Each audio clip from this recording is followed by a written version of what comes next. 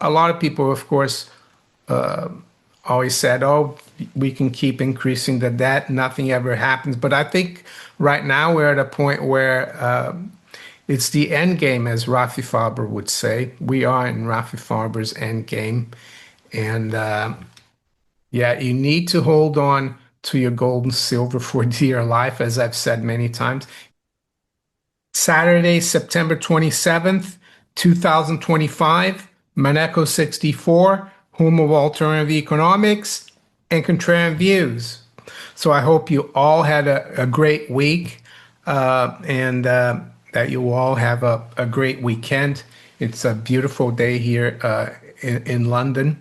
It's a bit chilly, but it's autumn or fall. But today we're going to look at silver and also at gold, but in particular silver. I think silver, as I said a couple of weeks ago, was on the cusp of catapulting towards 50.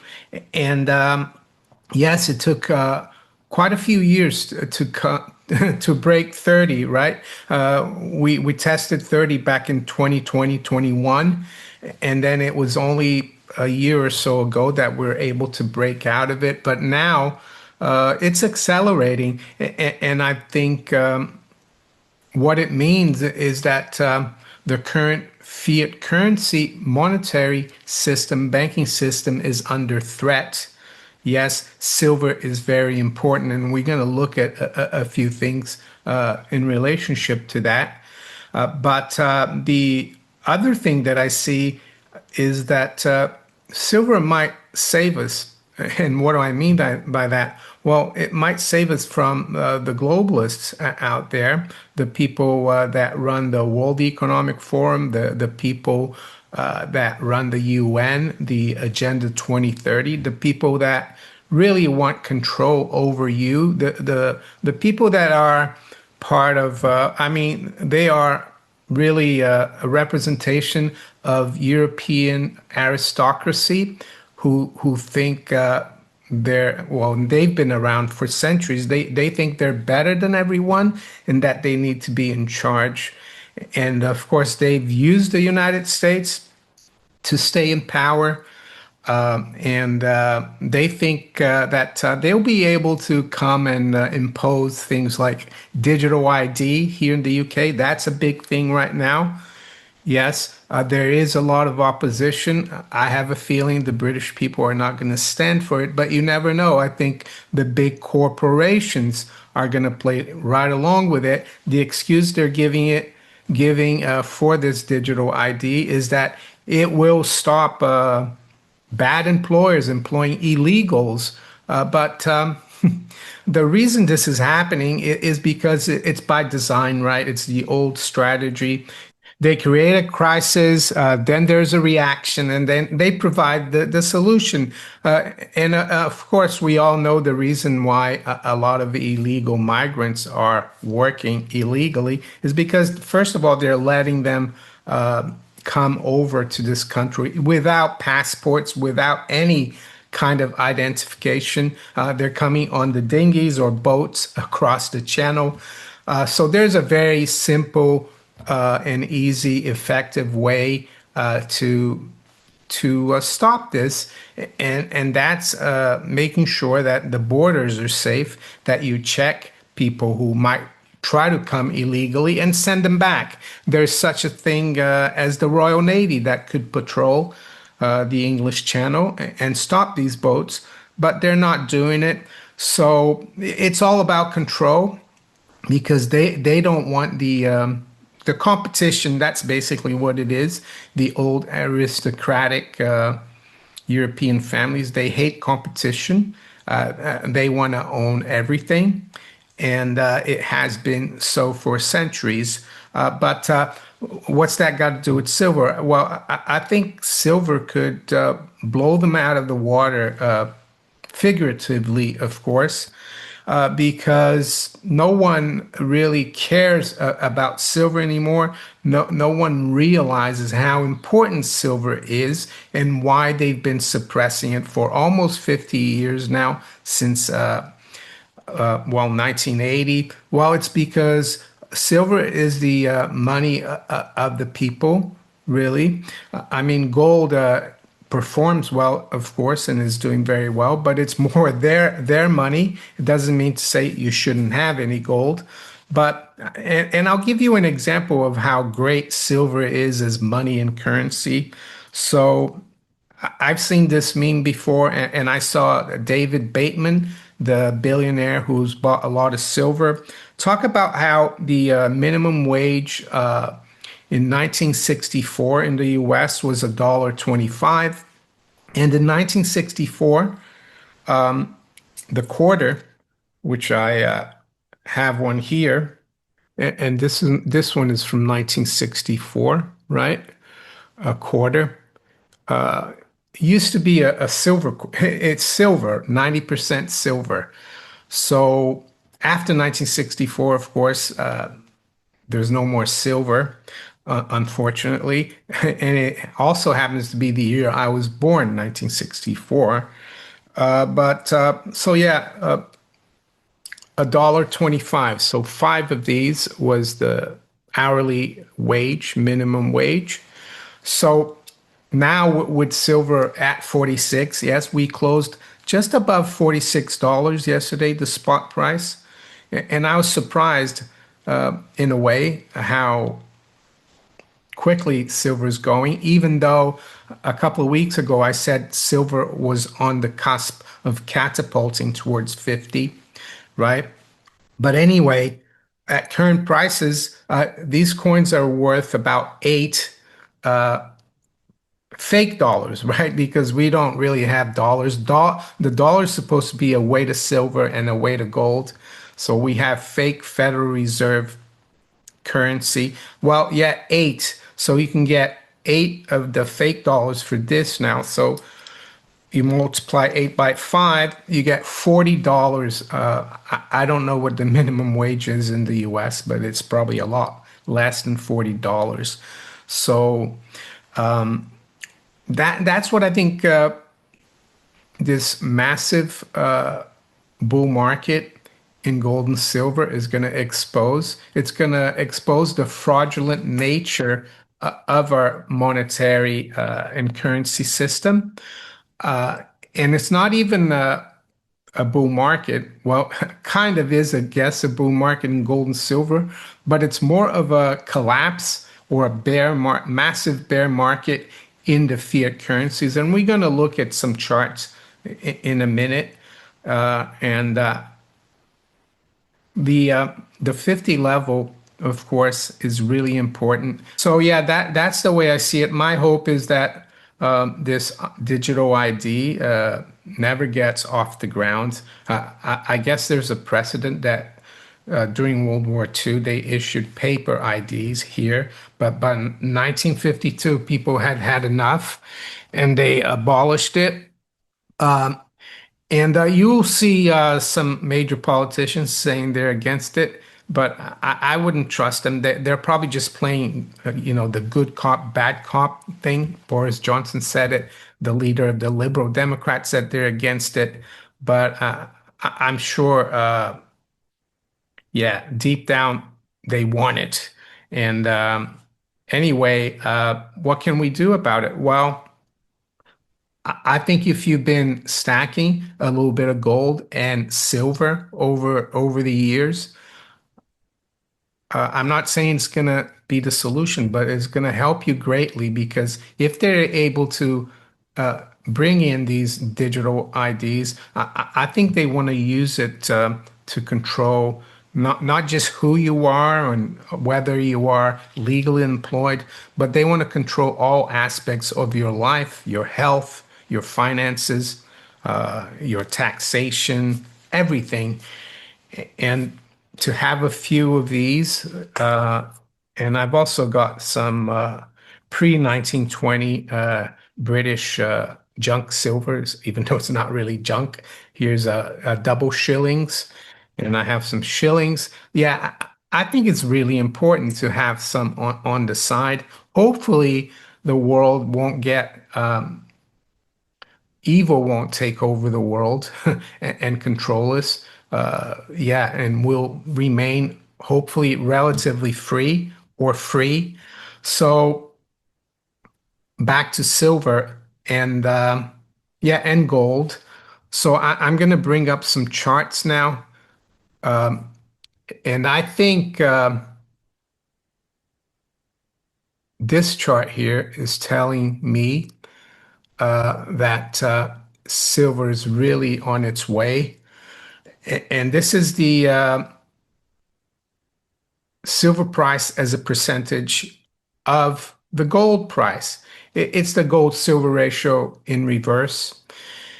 And I spoke about this, or it was Michael Oliver who came on the channel about a month or maybe a little longer ago and said that we needed to break out above like one, yeah, 1.2, 1.3%. And then I've been tracking it and I've spoken about it to you guys, yeah, in the past few weeks. And this is a weekly chart, and now you can see that we're really breaking out here. I think when I spoke about silver a couple of weeks ago, we hadn't broken this trend line, and now it's just blown right through it. And so, why is this important? Well, because since the 70s, when the dollar went rogue and became unbacked by anything, there's been bull markets in gold and silver. The 1970s bull market that peaked in 1980, and then the early 2000s or 2000s bull market that started in 2001 or thereabouts and peaked in 2011. Silver always lagged in the beginning, but towards the end of the bull market, silver led the way, and silver outperformed gold massively. And we've been waiting for this for the last 4 or 5 years. And every time it looks like silver is going to start outperforming, it doesn't. And then it kind of has kept gold a little bit under control, but not until not I would say in the last year and a half. But we needed silver to confirm this, and I think what this will mean, of course, is that silver is gonna, and especially also the silver miners. They're going to go crazy. It doesn't mean to say that gold is not going to do well, but yeah, silver is going to do a lot better. Does that mean I'm going to sell my gold and buy silver? No, I just try to add on to both. In terms of the miners, I would say, yeah, have some. Yes, there is the danger of a great taking. You might be able to get your share certificates from your broker, even though that's becoming more and more difficult. You just need to, I would say, be aware of the risk and manage the risk yourself. I mean, the minus to me, what I put into it was a small percentage of what I have in physical gold and silver. Now it's becoming a much bigger percentage. Yeah, there will be a time where I'll take profit on those miners, but I think it's still early days. So yeah, this is really important because it means that silver is going to take off relative to gold. This is what this chart is telling us. This is the teacup and handle formation, which I told you about. We're breaking out the end of the quarter. This is a quarterly chart. The end of the quarter, of course, is on Tuesday, and it looks like it's going to be the highest closing quarterly price for silver ever. And that's why I think the 50 level is very important, of course, because we got close to that level, 1980 and 2011. So it's the line in the sand. But if silver can stay above this line until Tuesday, and I think it could, there's a good chance, then look out above. And as I said, it's going to confirm the failing nature of our monetary system. Yes, I've been at this since 2002, not on YouTube, of course, because when I worked in the City of London in finance, I started looking at this fact that Fiat would eventually die. And I guess I was over 20 years early, but I knew it would take time. But a lot of people, of course, always said, oh, we can keep increasing the debt, nothing ever happens. But I think right now we're at a point where it's the end game, as Rafi Faber would say. We are in Rafi Faber's end game.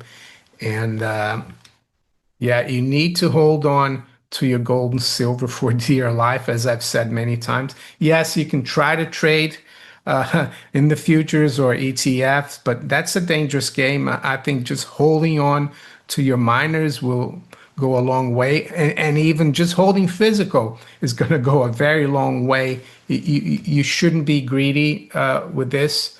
I think there's plenty of gains to be made by holding physical. So yeah, this chart, what it tells me, this teacup, this is the price suppression that we've had since 1980.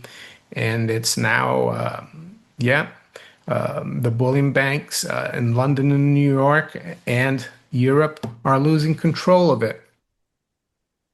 What we got here? Oh, yeah, the dollar index. Yes, it's kind of struggling to stay above this trend line. Yes, it could rally the dollar. Some people think if there is geopolitical event in Europe, the dollar could rise. And I don't think that would be negative for gold because look at the lowest level ever in 2008. And I remember exactly it was in March 2008 when Bear Stearns had to be taken over by JP Morgan. And gold actually reached an all-time high of $1,000 and 32 yeah, 1,032. And the dollar index bottomed at 70.69. So ever since then, the dollar index has been going up, but gold has gone from $1,000 to almost 4,000. So gold and the dollar are not inversely related necessarily. So yeah, that's how I see the dollar index. I wouldn't really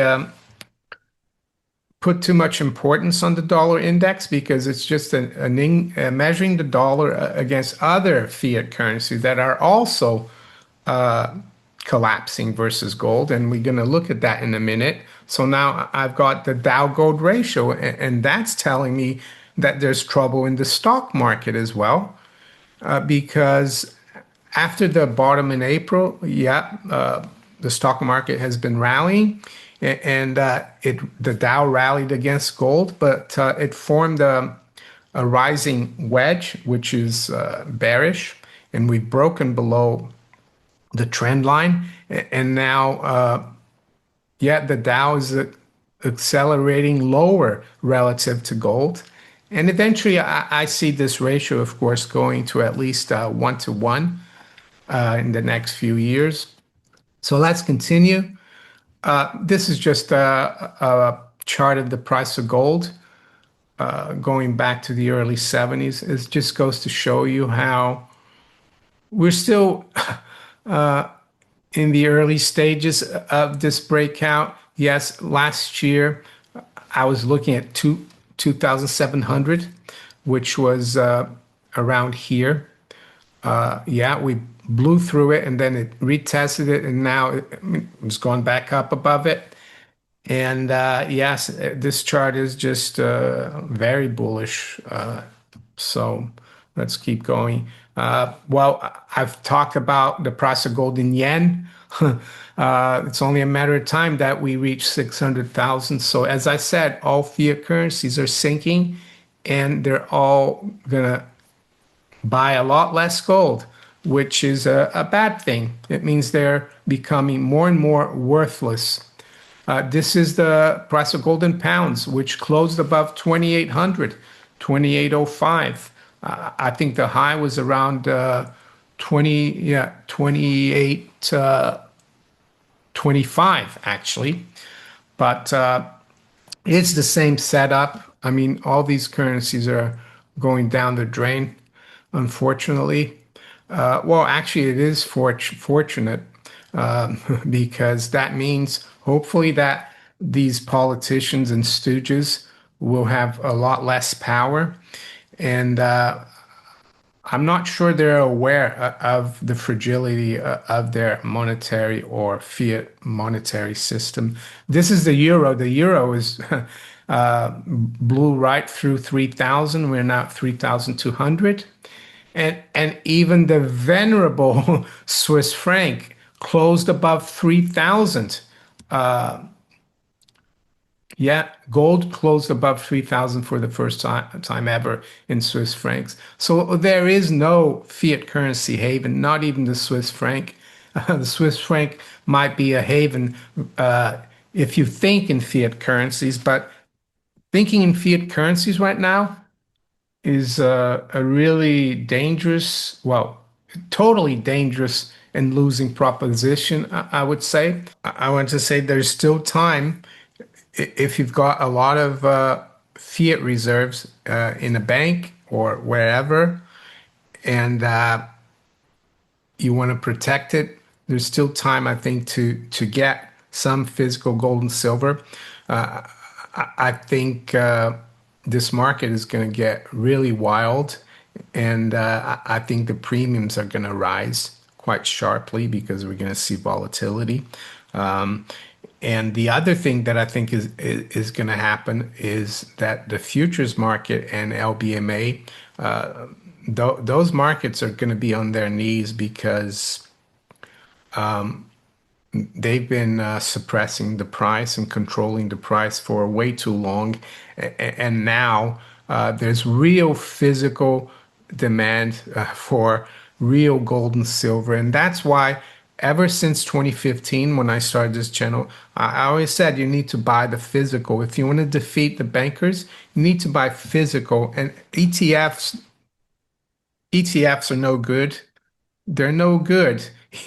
They're just bankers like instrument to try to stay in control.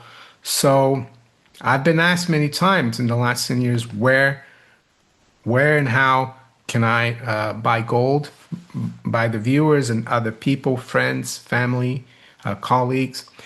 And I tell them to do their homework and look for a reputable dealer, but I also am affiliated with a couple of dealers in the United States. It's Miles Franklin and Andy Scheckman. We've been working with them for over 3 years. There you go, Miles Franklin. They provide a very good service, and I have a link below in the description. It will go to a landing page. But Andy always says that the best way to get in touch with them is to call them on a toll-free number and tell them that I sent you there, and they'll help you. And here in the UK, I'm affiliated with Gold Investments. And Gold Investments is an interesting story because they've been around since 1981. And I started buying gold and silver back in 2002. And I used Gold Investments. I found them. And Mike Temple, who's retired, his sons, Oliver and Simon, they have taken over. So it's a family business. They're very reputable. They'll give you a good service as well. I've got all the details below in the description. And during COVID, actually, Oliver and Simon were actually delivering, they're driving to people's homes to deliver their gold because other dealers weren't delivering because the post or the FedEx or whatever, yeah, it came to a halt. So they're really reliable. They also have a private vault, so you can keep your gold and silver safe. they'll give you a certificate, and it's quite reasonable, their charges.